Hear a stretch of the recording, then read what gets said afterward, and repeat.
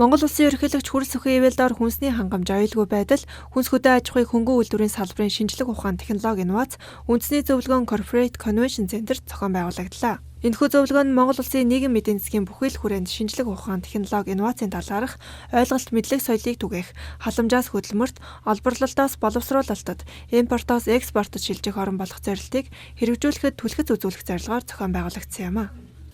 Энэхүү хүнсний хувьсгалын үр дүнд эх 5 жилд гол нэр төрлийн 19 нэрийн бүтээгдэхүүнээр дотоодын хэрэгцээг хангаж цаашлаад Монгол улс хүнс экспортлогч орн болох эхлэл тавигдах учиртай байна.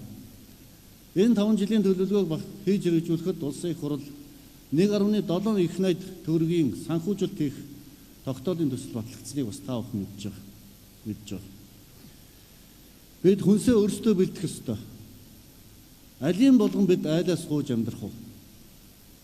Алийн болгон бид бусдыг царайчилж амьдрах уу? Одоо бид өөрсдөө хийж, өөрсдөө үйлдвэрлэж, өөрсдөө бүтээдэг улс болох хэрэгтэй. Үйлдвэрлэгч орн болох ёстой. Монгол улс хүнсний хэрэглээнийхээ дийлэн хувийг буюу жил 1 тэрбум ам.долларын хүнсийг гадны улсаас импортлож авч байна.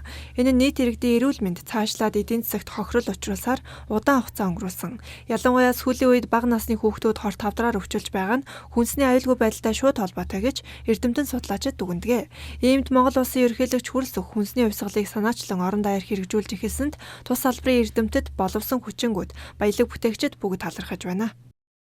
Эрүүл мэндийн салбарт гараад байгаа энэ доголдлууд, энэ өвчлөлийн байдал улам нэмэгдээд байгаа дээр эрдэмтэн судлаачдын гаргасан судалгаагаар ийм зөвлөмжийн дагуу ингэж үйл ажиллагааг өрнүүлэх ёстой гэдэг санал зөвлөмж гардаг. Тийм учраас энэ гол хэмжигдэхүүнүүд нь эрүүл мэндийн асуудал. За тэгээд энэ эрүүл мэндийг дэмжих энэ хүнсний асуудлаа бид нар бүрэн хангаж чадчихна гэдэг асуудал дээр л гол нь төвлөрч ярих ёстой гэж бодож байна. За Монгол Улсын ерөнхийлөгчөөс санаалсан ард нийтээр өрнүүлж байгаа хүнсний аюулгүй байдал, хүнсний хангамж гэсэн энэ нэг төлөвлөгөө маань хүн болгон төтөлтэй оролцож, хүн болгон бүгд дэмжин ажиллаж байна. За энэ хүнсийг аюулгүй хүнс үйлдвэрлэх, аюулгүй хүнсээр эрүүл мэндэ хангах хүн ардаа хангая гэж байгаа бол аюулгүй сав баглаа баатал, аюулгүй нэржин бүтээгдэхүүн буюу сав баглаа бааталд боловсруулах, тээвэрлэх, хадгалах юм учиртай байд юм а. Хүнсний аюулгүй байдлыг бий болгохын тулд үйлдвэрлэл технологийн бүх шатанд анхаарал хандуулах ёстой байдаг. Иймд малын эрүүл мэнд, малын идэж тэжээл, хөрсний бордоо гээд олон асуудал хөндөгдөж байв. Ингэснээр ерөнхийлөгчийн санаачилсан хүнсний хувьсгал нь маш олон салбарт үр өгөөж өгнө гэж судлаачид үзэж байна.